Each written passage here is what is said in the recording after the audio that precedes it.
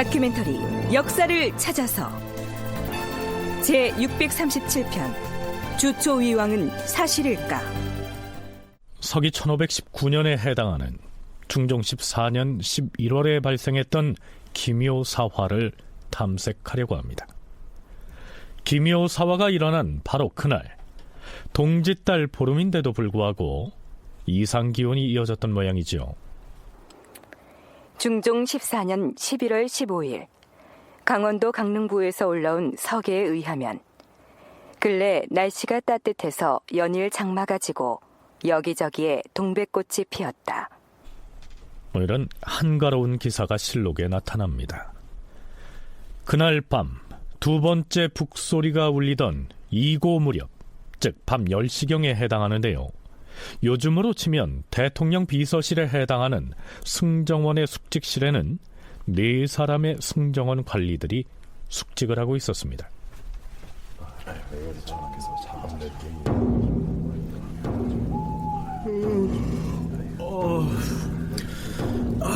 주상전하께서도 이제는 주무신 듯하니 우리도 이만 자리에 들자고.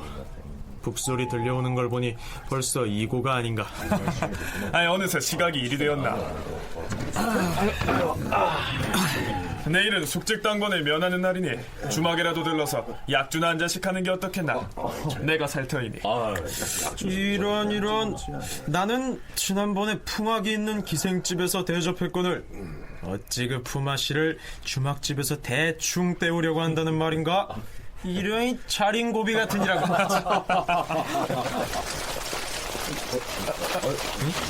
아니 지금 저 소리가 어디서 나는 무슨 소린가? 그러게 말이야. 저쪽 서문에서 난 소리인데. 서문에서 편전으로 몰려오는 소리가 무장한 군졸들이 고란으로 뛰어든 모양인데 이 시각에 군졸들이 왜... 피씨, 무슨 일이 벌어졌음이 분명하네. 자자, 이럴 게 아니라 서둘러 편전으로 가보자고. 중종 14년 11월 15일 밤 2고가 되었을 무렵 대궐이 갑자기 소란하므로 승정원에서 숙직하던 승지 윤자임과 공설인 그리고 주서 안정, 검열 2구 등이 허둥지둥 나가보니 경복궁의 서문인 영추문이 이미 활짝 열려있고 출입문을 지키는 군졸들이 정렬에 서 있었다. 승지들이 긍정전으로 향해 들어가며 바라보니 푸른 옷을 갖춰 입은 군졸들이 대궐 편전으로 올라가는 계단의 좌우로 도열해 있었다. 조선 왕조실록의 중종실록에는 기묘사화의 발발을 밑도 끝도 없이 이렇게 기술하고 있습니다. 요약하자면 승정원의 승지들이 숙직을 하다가 바깥이 시끄러워서 나가보니 군인들이 한밤중에 대궐로 진격해서 국왕이 거처하는 편전을 포위하고 있었다. 이렇게 돼 있는 것이죠. 누가 무슨 불만 때문에 어떤 준비 과정을 거쳐서 어떻게 세력을 규합해 모월 모시에 드디어 거사를 일으켰다. 이렇게 기술을 해야 뭔가 줄거리가 잡힐 텐데 말이죠. 어찌됐든 중종실록의 기묘사화 발발 기록은 좀 뜬금없다는 느낌을 지울 수가 없습니다. 이후의 상황을 순전히 실록 기사에 의거해서만 살펴보자면 이렇습니다.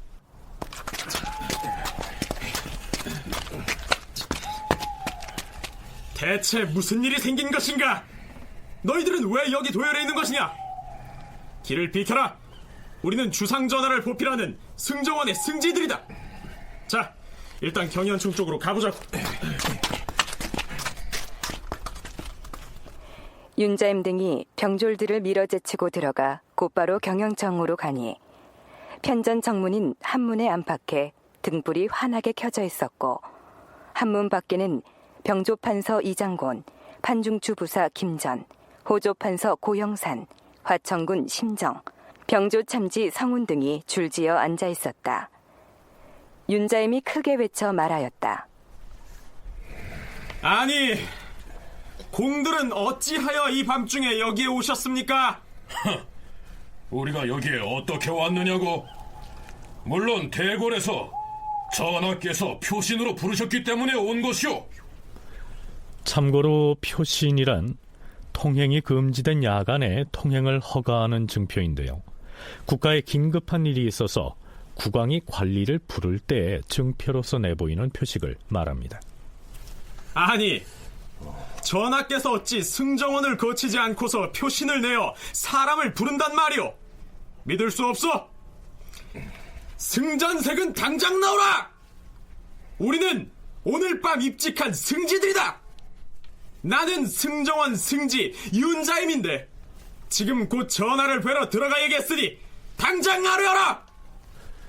지금 승지 윤자임이 불러내려고 하는 승전색이란 임금의 지근거리에서 승정원과 함께 왕과 왕비의 명령을 출납하는 일을 맡고 있던 이 내시부의 환관을 일컫습니다. 윤자임이 큰 소리로 부르자 안에서 승전색 신순강이 문을 열고 나옵니다. 그런데요, 해괴한 일이 벌어집니다. 신순강이 편전계단에서 병졸들과 함께 출입을 맡고 있던 병조참지 성운을 향해서 이렇게 말합니다. 나는 승전색 신순강이요. 지금 전하께서는 저기 있는 병조참지 성운을 승지로 임명하였소. 새로 임명된 승지는 안으로 들어가서 전하의 전교를 들으시오. 이것이 무슨 일인가? 아니, 전하께서 이 밤중에 편전 밖에 진을 치고 있는 병조 참지를 즉석에서 승지로 임명하셨대. 이것을 누가 믿을 줄 아느냐? 우리는 오늘 숙직을 하는 승정원의 승지들이다. 다시 들어가서 전하께 아뢰어라. 병조 참지는 들으시오. 전하께서 당신을 지금 승지로 임명하셨다는데 안으로 혼자 들어가서 어명을 받을 것인가? 설령 그렇더라도 사관이 없이는 전하를 아련할 수 없는 법이니 사관이 올 때까지 기다리시오. 아니면 나도 함께 들어가겠소. 이거 놔라 이놈들아! 나는 승정원 승지 윤자입니다. 승지들의 출입을 막아라.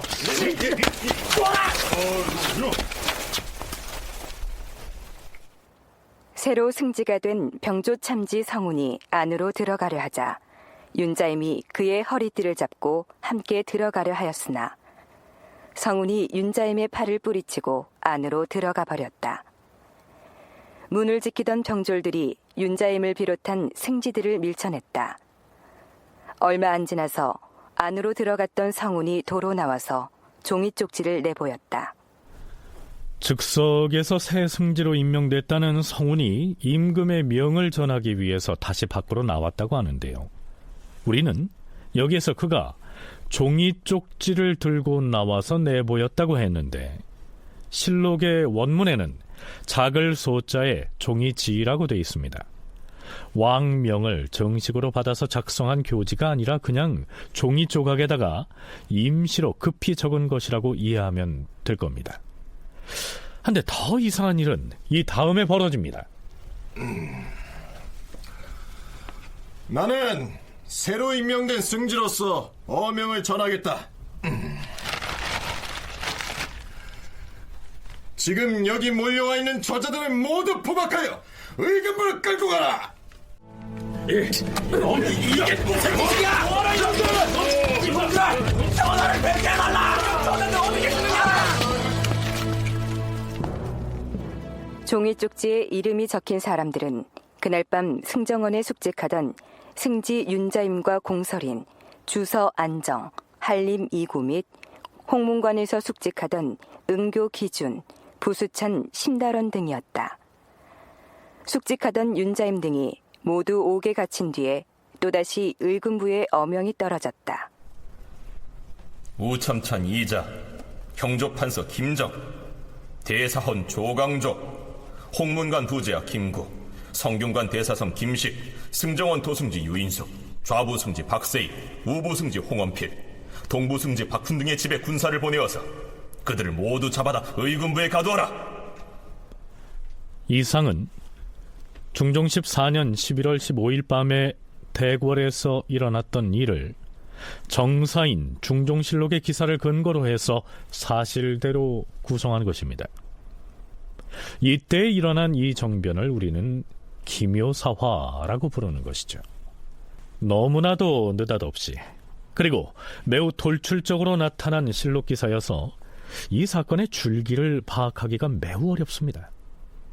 가장 먼저 짚어봐야 할 의문은 도대체 이날 밤에 국왕인 중종은 어떤 상황에 처해 있었기에 숙직하던 승지들에게도 얼굴 한번 보여주지 않고 허겁지겁 쪽지를 내보내서 현장에 있던 승지들과 홍문관 관원들을 포박해서 의군부에 가둔 데 이어 조광조를 위시한 살림 세력을 잡아들이라고 했을까요? 서강대 계승범 교수는 이날 밤의 상황을 일단은 이렇게 추정합니다. 어쩌면 침수에 들지도 못한 상태에서 아마 해가 넘어가자마자 퇴근할 사람 퇴근하고 그 상태에서 바로 들어가서 그 중종의 신병을 확보한 것 같아요. 주도 세력들이. 그래 놓고 중종은 딱 신병 확보해 놓고 이제 밖으로 왕명을 내보냈는데, 그러다 보니까 그 편전 중심으로 해가지고 근전전 중심으로 해가지고 다 아주 봉쇄되어 있는데 연추문을 한 개 딱 열어놓은 곳이죠. 그리고 거기는 군사들이 지키고 있고. 그런 건 뭡니까? 첫 번째 연상되는 건 뭐냐면 12.12 사태를 떠올리면 바로 연상되는 겁니다. 제가 볼 때는 국왕이 살아있지만 엄밀히 말하면 국왕 유고옷이에요. 근데 차라리 유고가 되면 왕명을 낼 주체가 없기 때문에 얘네들이 함부로 할 수가 없는데, 왕의 신병을 확보하고 있으니까, 실질적으로는 유고 상태인데 왕이 좀 확보하고 있으니까 그걸 이용해서 왕명을 내는 거죠. 중종 반정 때 무사들을 규합해서 실질적으로 거사를 성공시키는 데 주역을 담당했던 인물이 홍경주였습니다. 따라서 그는 이 시기에 생존해 있던 전국공신의 상징적인 인물이었는데요. 조광조와 살림 세력이 위훈삭탈을 감행하자 이에 불만을 품고 군사를 규합해서 쿠데타를 일으킨 것이다. 계승범 교수는 이렇게 추정합니다. 물론 앞에서 우리가 살펴봤듯이 중종으로부터 어명을 받은 자리에 사관이 입시하지도 못했고 승정원의 승지도 출입을 할 수 없었기 때문에 중종실록에서는 그날 밤의 상황을 제대로 기록하지 못하고 대충 얼버무리고 있는 실정입니다. 자, 계승범 교수가 추정한 대로 상황을 다시 가상해보자면 이렇게 됩니다. 아니, 이게 무슨 짓이냐? 홍경주 내 이놈! 얘가 어디라고 이 밤중에 군졸들을 이끌고 편전으로 들이닥치느냐? 썩나가지 못할까? 주상전하, 신등은 전하의 안위가 걱정되어 일이 하는 것이니 고정하시옵소서. 지금 바깥에 승정원과 홍문관의 숙직관원들이 몰려와 있사온데 이들을 일단 의금부에 가두라는 교지를 내리시옵소서. 뭐라? 과인이 어찌 승지를 가두라는 교지를? 주상전하! 아, 알겠느니라. 그리할 것이다. 할 말이 또 있사옵니다. 신등은 오늘 밤에 주상전하의 골칫거리를 치워드릴까 하옵니다. 지금 당장 의금부 관원을 보내서 눈의 가시와 같은 그 살인파놈들을 잡아 가두라는 교지를 내리시옵소서. 신이 의금부에 잡아 가둬야 할 자들의 성명을 부르겠사옵니다. 사헌부 대사원 조광주, 의정부 우참찬 이자, 형조판서 김정, 홍문관 부지하 김구, 선군관 대사성 김식. 중종은 훈구파이자 무인 세력의 대표격인 홍경주 등에게 신병을 억압당한 상황에서 앞에서 소개한 그러한 어명을 쪽지를 통해서 내보냈을 것이다.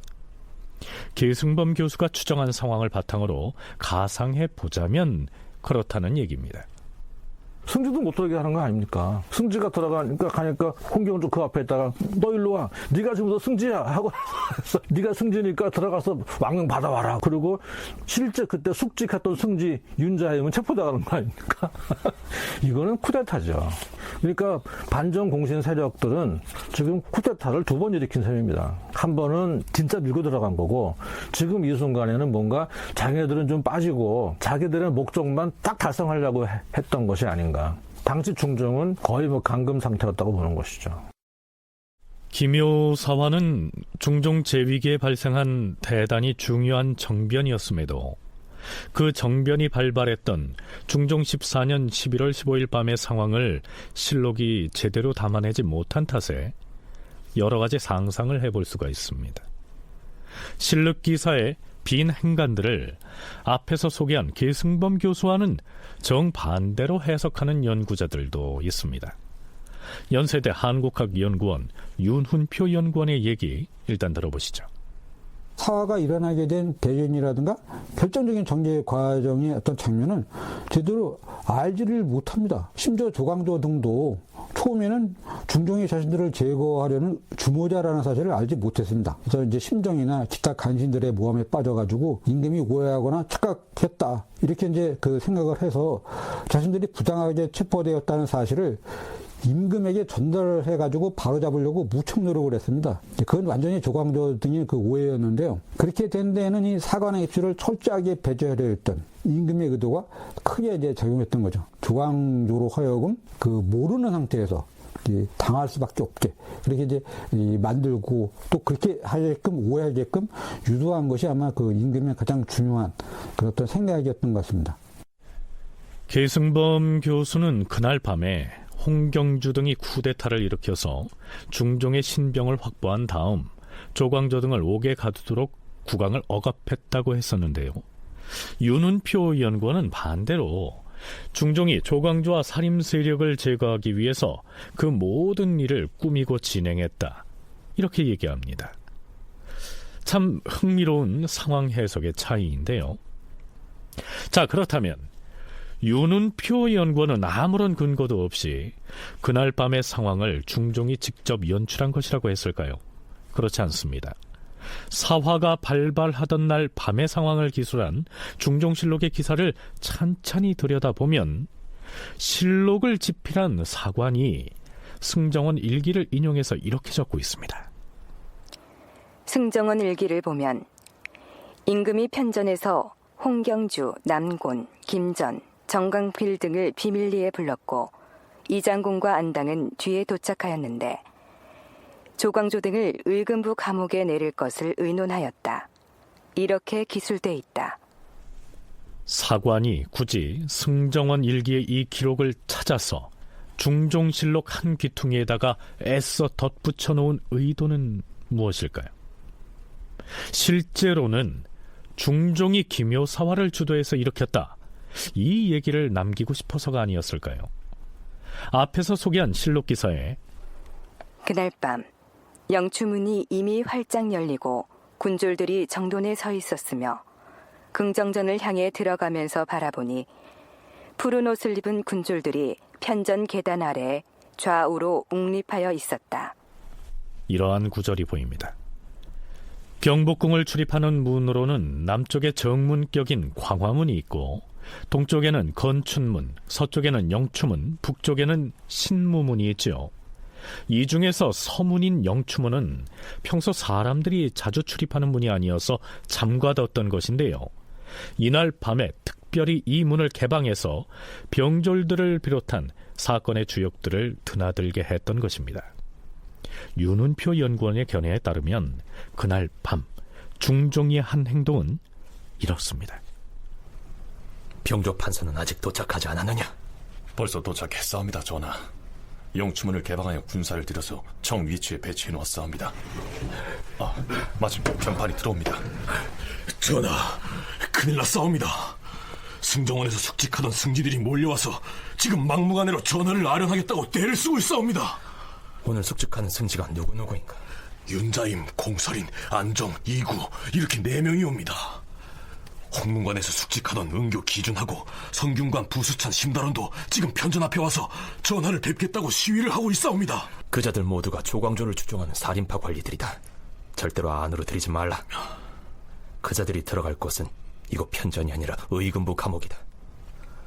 어명을 내릴 것이니 받아 적으라. 하명하시옵소서. 승정원 숙직당번인 윤자임, 공설인, 안정, 이구 그리고 홍문관 숙직인 기준, 신달원 등을 당장 포박하여 의금부에 가두라. 또한 대사헌 조광조, 우첨찬 이자, 형조판서 김정, 홍문관 부제하 김구, 성균관 대사성 김식, 승정원 도승지 유인숙, 좌부승지 박세희, 우부승지 홍원필, 동부승지 박훈 등의 집에 군사를 보내어서 그들을 모두 잡아다 의금부에 가두게 하라. 하오나 전하, 지금 받아 적은 이 글이 왕명으로 인정받으려면 왕명 출납을 담당하는 승지를 동해야 하옵고 사관이 지켜보는 가운데 내리셔야 하온데. 승지들을 잡아 가두라는 어명인데 어찌 그들을 부른단 말이냐.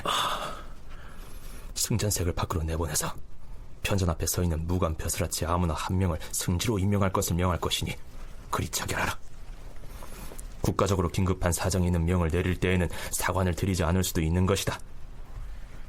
날이 밝아서 대소신료들이 몰려면 아니 될 것이니 서둘러 시행하라. 예, 주상 전하.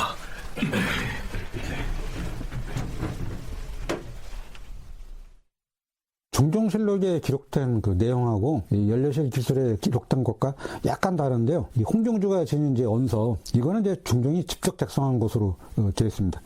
근데 이제 본래 이제 임금의 모든 이제 교지는 이 승정을 갖다가 거치도록 이제 되어 있는데, 이 홍경주에게 내린 이 언서는 이 승정을 거치지 않고 은밀한 경로를 통해서 전달되었을 것이다. 그것이 이제 제 생각입니다. 따라서 이제 그것에 해당하는 부분의 사실, 즉 중종이 작성했던 언서를 이 홍경주에게 전달되는 이 과정에 대한 소설이 연료실 기술에는 제대로 기록되지 않았습니다. 뭐 알 수가 없으니까요.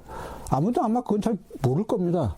뭐 중종실록에도 정확하게 나와 있지 않기 때문에 사관도 없었고 정말 은밀하게 전달되었기 때문에, 그러니까 연료실 기술에서는 정확하게 기록하려고 노력은 많이 했을 텐데 보이지 않으니까 그냥 이렇게 둘이 뭉실하게 이제 기록할 수밖에 없었던 거죠. 어찌됐든 국왕이 감금 상태에 있기는커녕 오히려 중종이 밤중에 은밀하게 홍경주 등을 편전으로 불러들여서 조광조 등을 체포하도록 명을 내렸고, 병조판서 이장곤 등이 그 명을 받아 적은 쪽지를 가지고 나가서 살인을 잡아들인 것으로 윤은표 연구원은 추정합니다. 그렇지만 이에 대한 계승범 교수의 견해는 좀 다릅니다. 그 이후에 전개돼 나가는 과정을 보면 과연 중종이 주도해서 이거를 사화를 일으켰을까? 그런 것 같지는 않아요. 왜냐하면 중종이 정말 자기 의지대로 조광조 일파를 잡아 죽이려고 마음 먹었으면 굳이 이렇게 밤에 몰래 숨어 살 필요도 없는 것이고, 그냥 앞에 아침에 진짜 백주에 체포해라. 그리고 직접 친국을 하면 되는 거예요. 거기에 누가 반대하겠어요? 더군다나 무인태들은 좋아할 텐데 그거를. 그렇게 하면 되는 건데, 왕도 지금 그러니까 그날 밤에 왕명은 나오는데 왕을 볼 수가 없는 거 아닙니까? 이건 지금 비상사태죠. 자, 이 얘기도 일리 있게 들리지 않습니까? 홍경주와 이장곤이 병권을 확보하고 있는 상황에서 중종이 조광조 등을 제거하려고 작심을 했다면 구태여 한밤중에 편전 내실에 숨어서 그렇게 행동할 필요가 있었을까 하는 의문이 들기도 합니다. 네, 앞에서 전공학자들의 얘기 중에서 연려실기술이라는 문헌이 몇 차례 등장했습니다. 정사인 중종실록이 기묘사화의 발발 과정을 엉성하게 처리한 것과는 달리 연려실기술에는 그런대로 그 발발 배경이 상대적으로 더 자세히 올라 있습니다. 물론 야사로 분류되는 자료이기 때문에 신뢰의 측면에서는 좀 취약하다 하는 단점이 있기는 하지만요. 자, 이제부터 우리는 연려실기술의 기사에 의거해서 기묘사화의 발발 과정을 다시 짚어보려고 합니다. 연려실기술의 중종조 고사본말 기묘사화 제하의 기사를 보면요, 그 서문에서 우선 조광조와 사림이 추진한 개혁 조치 등에 대해서 상당히 긍정적인 필치로 기술하고 있습니다. 기묘년에 공론을 주장하는 선비들은 좋아하고 미워하는 것이 명백하고 옳고 그른 것이 뚜렷하여서 착한 사람들이 높이 등용되었다. 이 나이 젊은 신진사림은 개혁을 하는 데에 매우 용감하였으므로 벼슬을 탐내는 사람들은 겉으로는 칭찬하면서도 내심으로 그들을 미워하였다. 그들이 경연에 나아갈 때면 아침에 강론을 시작하면 저녁이 되어서야 끝나므로 임금이 몹시 피로하고 괴로워하였다. 남공과 심정 두 사람이 임금이 사림을 싫어하는 기색이 있는 것을 짐작하고 꾀를 내어서 이를 꾸미기 시작하였다. 특히 남공과 심정은 심술궂게 남을 해치기를 좋아했으므로 죄를 지었는데 사림이 그들을 받아들이지 않자 분함을 품고서 분풀이할 기회를 노렸던 것이다. 자, 여기에 나오는 남고는 그날 밤에 중종이 은밀하게 편전으로 불러들였던 사람들 중에 한 사람이고요. 심정은 병졸들과 함께 편전 앞을 지키고 있던 사람으로서 둘 다 기묘사화의 가해자들입니다. 어느 날 남곤과 심정이 홍경주를 찾아가지요. 그때 남양군 홍경주는 의정부에 찬성이 됐다가 조광조가 이끄는 사람의 논박을 받아서 파면된 상태였습니다. 자, 한 잔씩들 드세라. 아니, 이 나라가 언제부터 사림들의 나라가 됐단 말인가? 그러게 말이야. 서자거리 사람들은 지금 조선은 조광조의 나라다 이런다지 않나? 이것 참. 이복의 남양군, 자넨 의정부 찬성이 제출됐다가 제대로 일을 해보지도 못하고 대간의 탄핵으로 파면되고 말았는데도 그냥 묵묵히 있을 참인가? 분통 터질 노릇이지만 어쩌겠나. 이미 조광조나 사림의 눈밖에 나버렸으니. 주상 전하가 문제일세. 어찌하여 지엄한 군주가 조광조의 눈치를 보는 처지가 되었단 말인가? 더구나 조광조가 임금의 반대를 무릅쓰고 혈량과를 시행해서 자기 사람들을 천거하여 벼슬을 준 데다 이번엔 한술 더 떠서 전국 공신들을 삭제해야 한다고 임금에게 청하고 있지 않은가? 우리가 이렇게 손 놓고 있을 것이 아니라 주상 전하로 하여금 조광조를 내치게 하는 게 좋겠네. 주상 전하가 조광조와 사림을 내치게 한다. 어떻게 말인가? 자네 딸이 희빈으로 들어가 있지 않은가? 그를 통하면 될 것이네. 나는 경빈 쪽으로 손을 대보겠네. 자네가 경빈 박씨와 친분이 있단 말인가? 경빈 박씨의 몸종 하나를 잘 알고 있다네.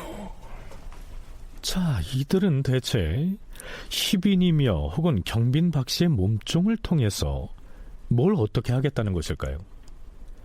어찌됐든 홍경주는 자신의 딸인 희빈 홍씨를 통해 중종에게 모종의 공작을 지시한 모양인데요. 그 내용이 연려실기술에 짧게 올라 있습니다. 대체로 이런 내용이죠.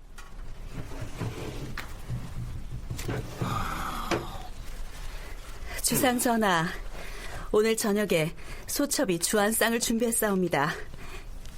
한 잔 올리겠사옵니다. 고맙구나.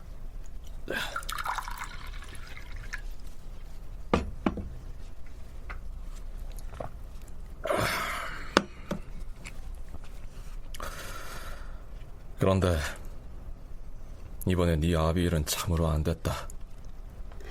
애써서 의정부 찬성이 제수한 것인데 대간의 탄핵이 워낙 심해서. 괜찮사옵니다, 주상 전하. 심려치 마시옵소서. 하온데 여염에 떠도는 소문은 들으셨사옵니까? 여염에 나도는 소문이라. 무슨 소문 말이냐?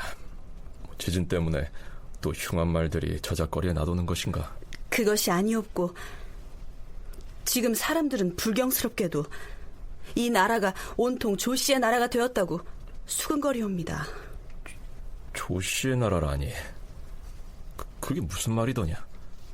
조씨라고 하면 대사헌 조광조를 두고 하는 말인 것 같사옵니다.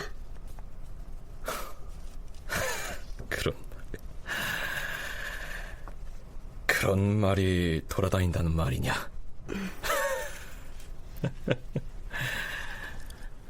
네, 연려실기술에 이어지는 기사에는 그 유명한 나뭇잎에 얽힌 설화가 등장합니다. 그 대목을 기술한 연려실기술의 기사를 소개하면 이렇습니다. 또한 나무 열매에 단맛 나는 즙을 가지고 일부러 주초위왕 4글자를 비원에 있는 나뭇잎에 써서 벌레가 갉아먹게 한 다음 그 흔적을 마치 글자와 같이 하여서 부참서와 같은 것을 만들었다. 여기에 나오는 부참서란 뒷날에 생길 일을 미리 적어서 감추어둔 글을 일컫습니다. 민간에 놔두는 예언서 같은 것이죠. 자, 여러분은 깨트릴 파자에 글자 자자를 쓰는 파자놀이라는 말을 들어보셨습니까? 한자의 자획을 나누고 풀어서 본래의 글자와는 다른 뜻으로 해석하는 것인데요. 옛 시절에는 수수께끼처럼 놀이 삼아서 했다고 전합니다. 그런데 이걸 정치적으로 이용하기도 하죠. 우리 프로그램에서는 고려 말의 역사를 탐색할 때 고려사 열전편에서 바로 이 파자에 얽힌 이 기록을 소개한 바가 있는데요. 대개는 이런 내용이었습니다. 고려 우왕 14년 5월에 이성계가 위화도에서 회군할 때 거리에서 남녀노소를 가리지 않고 사람들이 목자 득곡이라는 동요를 불렀다. 나무 목자 아래 아들 자자를 받치면 오얀리자가 되지요. 따라서 목자 득국이란 이씨가 나라를 얻는다, 즉 이성계가 왕이 된다 하는 의미죠. 아마도 이성계 측에서 일부러 그렇게 파자를 해서 소문을 퍼뜨렸거나 혹은 뒷날 조선 건국의 역사를 기록하면서 이성계가 조선을 건국하는 것이 백성의 뜻이다 하는 것을 천명하기 위해서 일부러 만들어 적었을 수도 있겠죠. 남곤과 홍경주 측에서 나뭇잎에 달콤한 즙을 발라서 벌레가 갉아먹게 해서 글자의 형상을 만들었다라고 했는데요. 성시로 쓰는 나라 조자를 깨트려서 좌우로 나누면 왼쪽은 달릴 주자가 되고 오른쪽은 초상화할 때 쓰는 그 닮을 초자가 됩니다. 따라서 주초위왕은 조씨가 왕이 된다, 이런 의미가 되는 것이죠.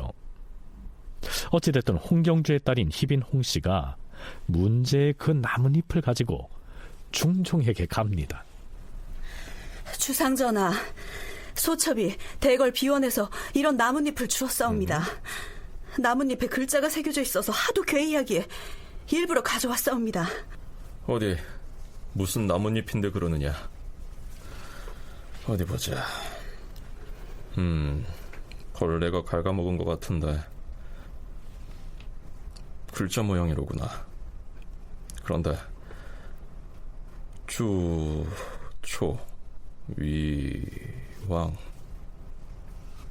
주초라면 조자의 파자인데. 전하, 몇몇 사람들에게 보여주었더니 조씨가 왕이 된다는 예언이라고 하기에. 희비는 지금 무슨 소리를 하는 것인가? 이렇게 이야기는 진행됩니다. 이 일화는 TV 사극에도 수차 등장하기 때문에 기묘사화 하면 바로 이 주초위왕을 떠올리는 사람이 많죠. 그렇다면 이 파자에 얽힌 이 일화는 어떻게 생겨났을까요? 윤훈표, 계승범 두 전공학자의 얘기 이어서 들어보시겠습니다. 아주 조그마한 이야기가 이제 와전돼가지고 터무니없이 이제 되었고, 그런 다음에 이게 그럴듯하게 윤색되어가지고 시중에 이제 나돌면서 한참 시간이 흐른 뒤에는 마치 사실인 것처럼 그렇게 이제 받아들여졌던 것 같은데요. 그 연례실 기술이 이제 아주 중요한데, 연례실 기술의 어떤 중종조 고사본말 기묘사화, 거기에는 이제 남공과 그 심종이 홍경주가 찬성에서 파면돼요. 천성에서 이제 막 탄핵을 받아가지고 파면돼요.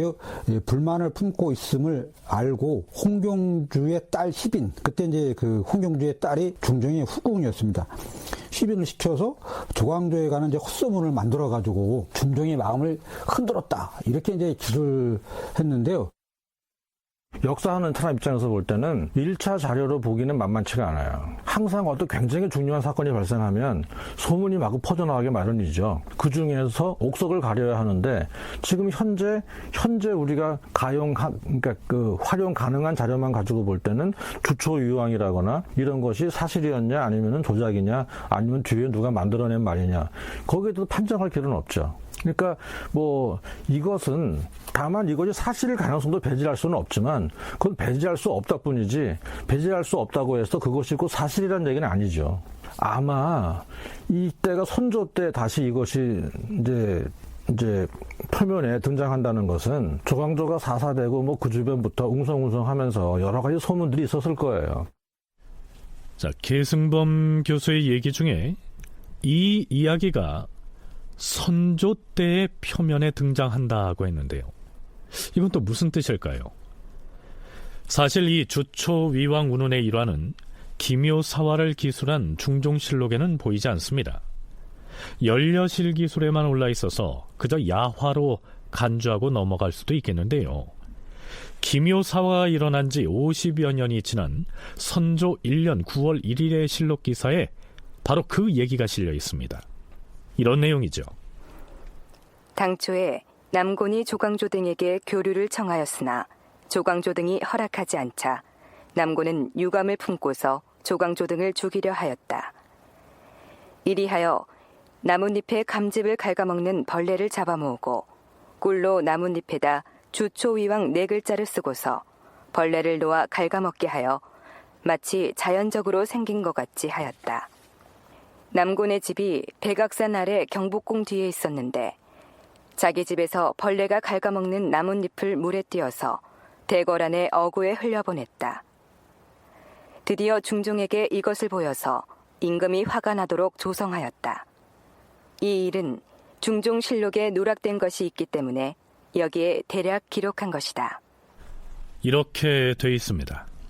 그런데 연려실기술에는 궁궐의 비원에 있는 나뭇잎에 달콤한 즙을 발라서 희빈홍 씨가 그걸 가지고 가서 중종에게 보여준 것으로 돼 있었는데 선조실록에서는 남곤이 자기 집에서 그 벌레 먹은 나뭇잎을 가져다가 어구에다가 띄었고 사람들이 그걸 발견해서 중종에게 가져다 보여줌으로써 화를 돋우었다. 이렇게 돼 있습니다. 자, 이 어구란 대궐에서 흘러나오는 개천을 일컫는데요. 그 개천에 띄어서 흘려보낸 나뭇잎을 누군가가 발견해서 그게 중종에게까지 전해졌다. 이런 얘기인데요. 어제 좀 황당하게 들리지 않습니까? 주초위왕은 좀 말이 안 되는 것 같고요.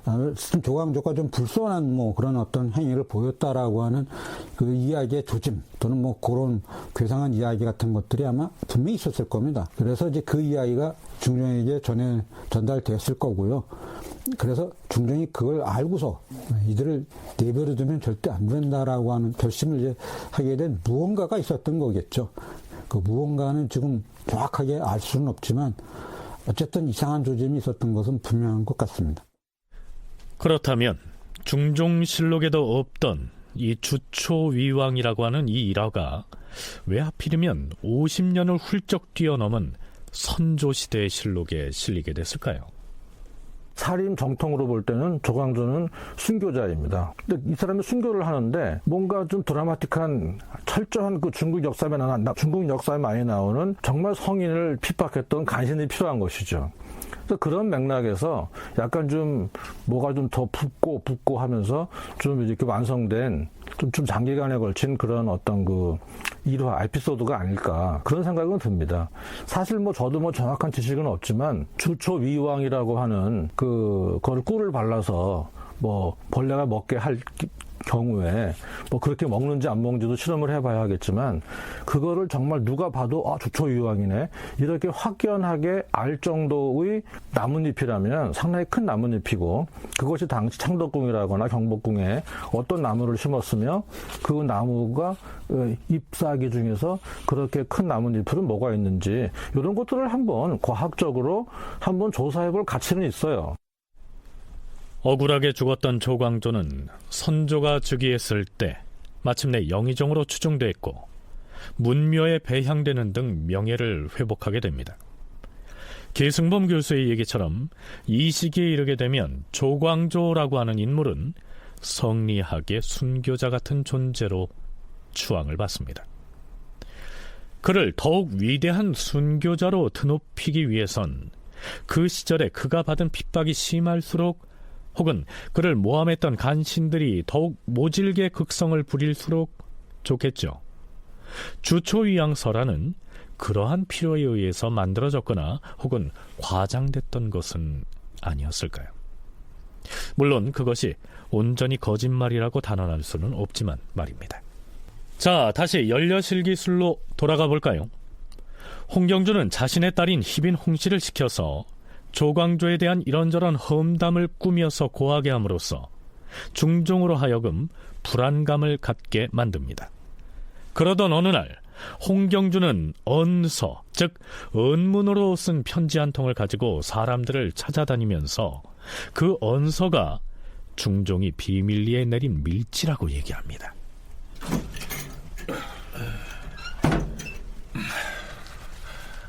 대감, 내 귀니 보여드릴 것이 있어요. 그것이 무엇이온데 이리도 은밀하게. 이 언서를 어디서 받아온 줄 아시오? 대궐에서 내리신 것이오, 대궐. 아니, 그럼 이 연서가 주상 전하께서 목소리가 너무 큽니다. 아마 원서의 내용을 보시면 깜짝 놀라실 겁니다. 자, 한번 읽어보시고 우리와 함께 이 일을 도모할 의향이 있는지 말씀해 보시지요. 대체 전하께서 무슨 밀지를 내렸다는 것인지 어디 한번 봅시다. 자, 그러면 우선 홍경주가 지니고 다니면서 사람들을 은밀히 만나 보여주었다는 그 언문서찰은 정말로 중종이 내린 밀지였을까요? 연려실기술의 해당 기록은 이렇습니다. 홍경주가 언서를 가지고 밀지라고 일컫고 불평을 가진 재상들을 찾아다니며 시일을 정하여 모이게 하였다. 이렇게 돼 있는 것으로 봐서 그것이 중종이 직접 내린 밀지인지 아니면 홍경주가 대충 꾸며 쓴 것인지 명확하지는 않습니다.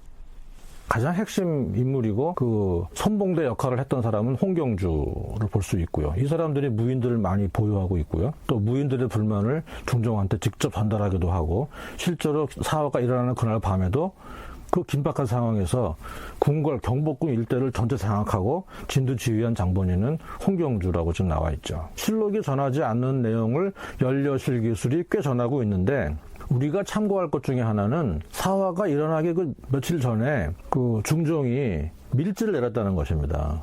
밀지를 내렸다는 것이죠. 그래서 그 밀지에 따라서 이제 이렇게 움직였다라고 해서 그 또 실제로 뭐 국내 학자 중에서도 밀지를 좀 상당히 믿고 밀지의 의미를 부여하시는 분도 없지 않아 있습니다. 계승범 교수는 중종이 실제로 그러한 내용의 밀지를 내렸다는 사실을 썩 신뢰하지 않는 눈치입니다. 자, 그렇다면 중종이 홍경주에게 내렸을 수도 있고 혹은 홍경주가 자신이 언문서찰을 스스로 만들어서 국왕의 밀지다 이렇게 속였을 가능성도 있는 이 밀지에는 어떤 내용이 담겨 있었을까요? 주요 대목만 요약하자면 이렇습니다. 조광조 등은 전국 공신을 삭제하면서 지금 당장은 공을 세우지 않고도 공신이 된 자들만을 삭제한다고 하나 이제 곧 연산군을 패한 죄를 성퇴하게 되면 훈구 공신들은 모두 어육이 될 것이 분명하다. 여기에서 어육이 될 것이라고 하는 말은 짓밟혀서 결단이 날 것이다 이런 뜻입니다. 과인이 조광조 등을 제거하려 한다는 뜻을 여러 사람에게 번거롭게 말하지 말고 우선 남곤과 심정에게 의형을 물어보는 것이 좋을 것이다. 조정에서 조광조의 무리를 제거한다면 과인은 오늘 저녁에 죽어도 근심이 없을 것이다. 지난번 경연에서 사림 중에 한 명인 기준이라는 자가 과인에게 말하길 조광조를 정승자리에 올리는 것이 합당하다라고 하였는데 이제는 벼슬을 명하는 것마저 이 무리들이 마음대로 하려고 한다. 이는 나를 임금으로 여기지 않겠다는 것이요 허수아비로 여기는 소치이다. 조광조는 말이 공손하고 온순하여 의로운 사람 같아 보이나 수년 사이에 계급을 뛰어넘어 높은 벼슬자리에 앉았으니 이제 그를 죄주고 싶어도 대관과 홍문관과 육조 판서들과 성균관 유생들까지 모두 불가다 말하면 달리 어찌해볼 도리가 없을 것이다. 요즘에는 음식을 먹어도 맛을 알지 못하고 잠을 자도 자리가 편안하지 못하니 과인의 몸이 뼈가 앙상하게 드러난 실정이다. 경들은 먼저 조광조 그 자를 베어 없앤 뒤에 나에게 알리는 것이 좋을 것이다.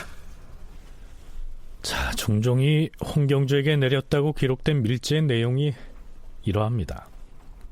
자, 글쎄요. 조광조를 죽여 없애라는 말, 이 말을 너무 노골적으로 표현하고 있다는 느낌이 들지 않습니까?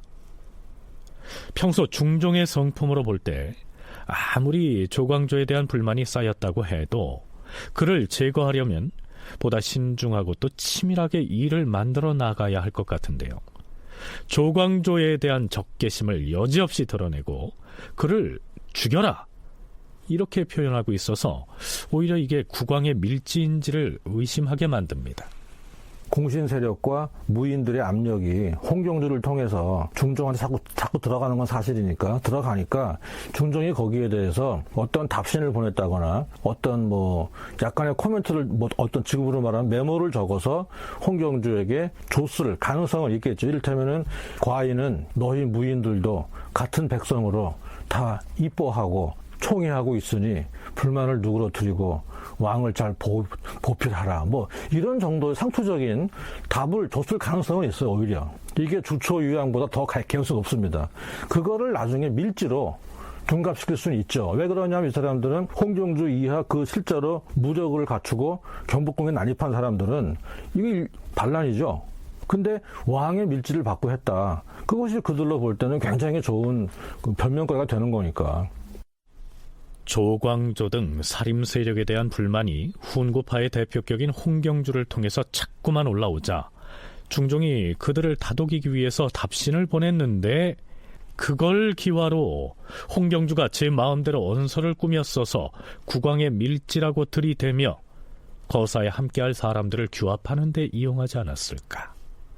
계승범 교수는 연려실기술에 올라있는 그 밀지의 의미를 이 정도로 해석하고 있습니다. 하지만 윤은표 연구원은 이 밀지를 보다 적극적으로 해석하죠. 홍경주는 아마 분명히 그 조광조에 대한 불만을 중종이 자기 딸을 통해서 중종에게 이야기했을 겁니다. 그래야 중종은 움직이는 사람이니까 굉장히 신중한 사람이라 홍경주가 평소에 그런 불만을 갖다가 터뜨리지 않았다면 주지 않았을 겁니다. 그런데 그 불만 터뜨리는 걸 보고 믿을만하다. 확실히 내 사람이다. 이거를 이제 파악하고 나서 이제 주었던 거죠. 그러니까 그런 미묘한, 그러니까 우리들이 그 기록에서는 다 전해지지 않고 추측할 수 있는 그런 어떤 미묘한 이 상태가 벌어진 것 같습니다. 그래서 어떻게 보면 또 연려실 기술의 기록이 완전히 잘못됐다라고 하기도 좀 뭐하고. 왜냐면 그 이야기가 분명히 그 중종에게 전해 들었기 때문에 중종이 TV를 통해서 홍경주에게 전달됐을 거라고 저는 생각합니다.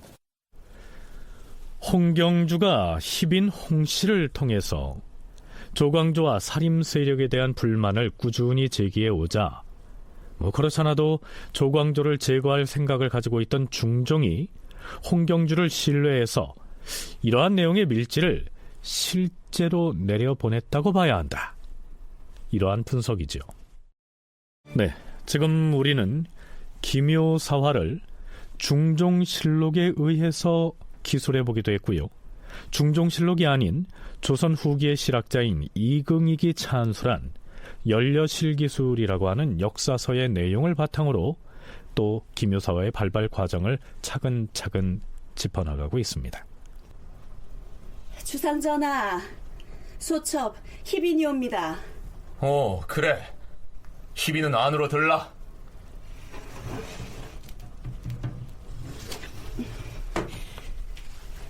주상전하, 소첩의 아비가 서차를 주면서 긴히 전하께 올리라 하였사옵니다. 그래. 자, 어서 내놓아봐라. 여기 있사옵니다. 어디 보자. 주상전하, 신홍경주이옵니다. 온 나라 인심이 이미 조씨에게로 돌아갔으니 이제 그들이 공신을 삭제하자고 청하는 것은 국가의 우익들을 모두 제거하고자 하는 것이옵니다. 또한 천거를 통해서 마음에 드는 인재를 제멋대로 등용하고 훈구 대신들 중에 조금만 자기 의견과 다른 자가 있어도 모두 배척하여 내쫓음으로써 아예 입을 열지도 못하게 하고 있사옵니다. 바로 지금 이들을 도모하지 아니하면 나중에는 할 수가 없을 것이옵니다.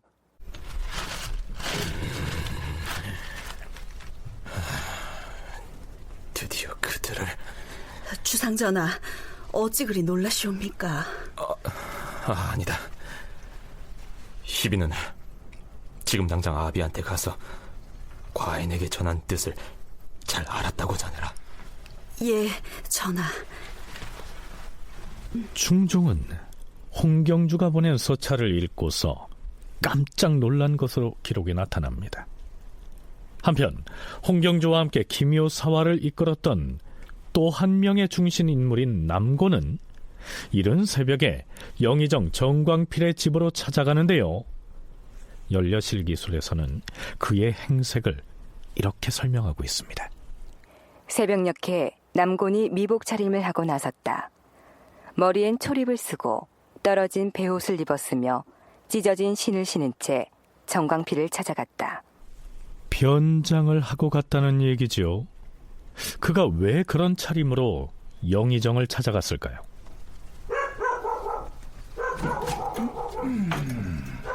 어서 들어오시오.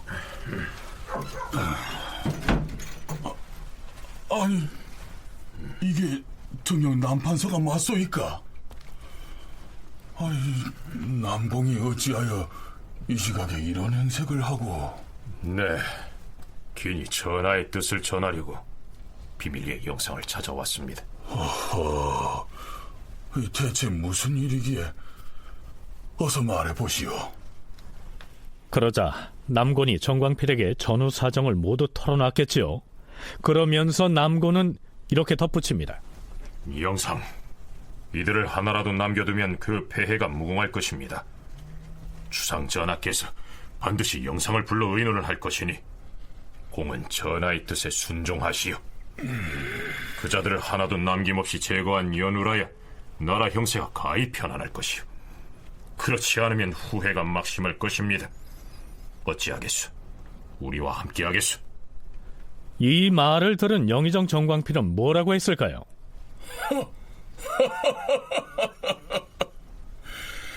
이 시각에 남공 같은 대신이 천안복색을 하고 여기까지 오시다니 크게 놀랐소이다. 감히 살인파의 젊은 선비들을 모해하는 일은 본래 나의 마음이 아니니 나는 차마 그 일을 못하겠소이다. 알겠어. 어디 두고 봅시다.